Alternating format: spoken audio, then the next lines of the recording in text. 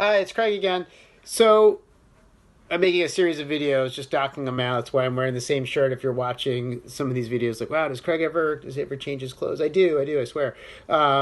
So, the theme right now is organization. So, in terms of figuring out the family structure, one, our kids, they go to school. The school organizes their structure for them.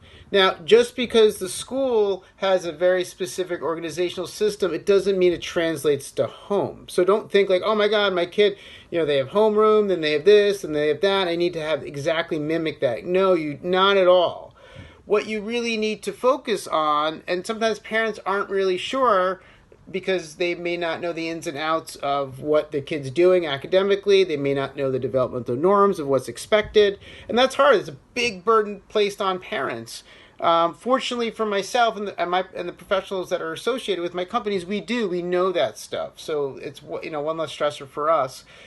So that being said, in terms of structuring your family household, there's lots of ways to do it. And I can't tell you what works best for you and what works best for everybody. Every family is different.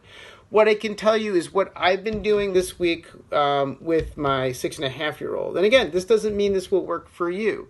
So what I've been doing, and him and his brother, he's going to be turning 4, they get a little bit. They're early risers, so they're up by like 6:30. So I make sure that they're ready. Like they've brushed their teeth, they've had breakfast, all that jazz.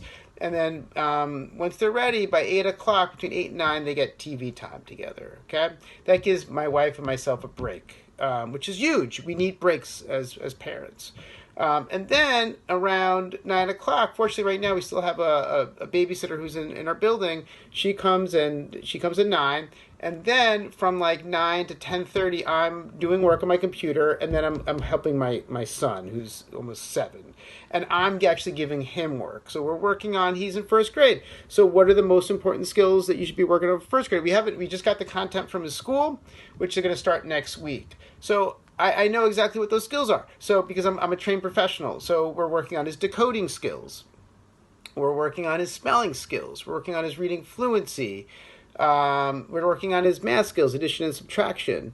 So these are the core basic skills. And these skills you have to figure out. As I know what you need to focus on. So like you need to, whatever skills that need to get a child to become better at literacy, whether that's reading or writing or reading comprehension or whatever, build those core skills. And hopefully at some point I'll be able to provide information from where you can find what those developmental norms are.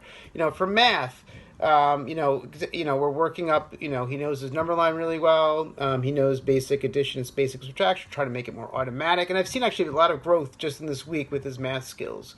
Working on his writing, and I noticed that which his teacher tells us, his writing output is pretty limited. So, and that's been his biggest struggle so far. And that's something that I've been helping with, and it's good. It's data. It shows me where he's doing okay, where he's doing well, and where he's not. So those are indications to me where he needs more help, or maybe needs a different approach.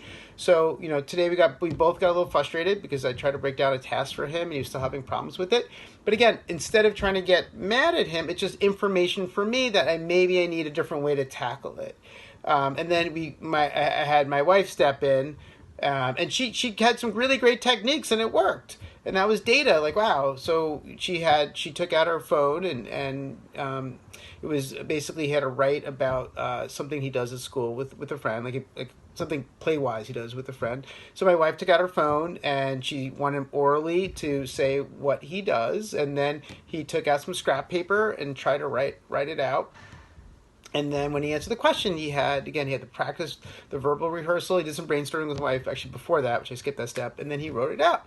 And then while he's writing it out, we try to encourage him. He's a little bit of a perfectionist. That, if he makes a mistake, like, don't worry about it. We don't care about mistakes. We just want you to write whatever you want on paper. And then after what I've been doing this week, I've been noticing some high frequency, developmentally appropriate words that he should be spelling correctly and he's not. So on the side, I'm like making some notes, but again, I don't let him know. And then we kind of had a spelling test. He didn't know where I got those spelling words from because I didn't want him to, think that while he's writing that that, oh my God, like, Daddy's going to pay attention. He's going to notice which words I'm getting wrong. Again, my goal is just to get the output out there. Again, he's only in first grade. So those were some key takeaways for us. And yeah, feel free to share how things are going with you and your kids at home.